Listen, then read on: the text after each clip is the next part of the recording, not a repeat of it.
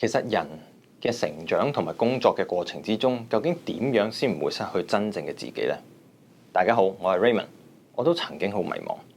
有一段時間，我發現自己不斷咁跟住所謂嘅應該去行，好安全，好穩定，但係越行越攰，越嚟越唔知道自己究竟中意啲乜嘢，亦都唔知為咩。直到一個 wake up moment，令我回想翻喺我細個嗰陣時，其實好清楚自己中意啲乜。好敢去試，充滿好奇。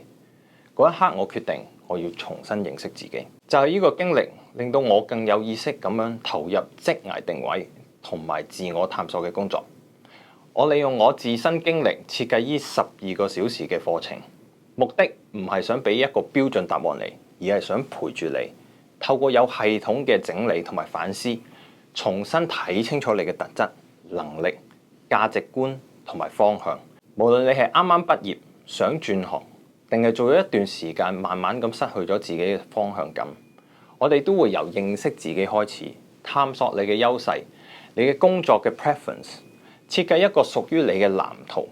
再一步步咁掌握實戰嘅技巧，將方向變成實際行動。我哋6月開班，5月27號前仲有早鳥優惠。與其繼續拉扯，不如花12個鐘揾翻一條更加貼近自己嘅路。希望到時見到你啦〜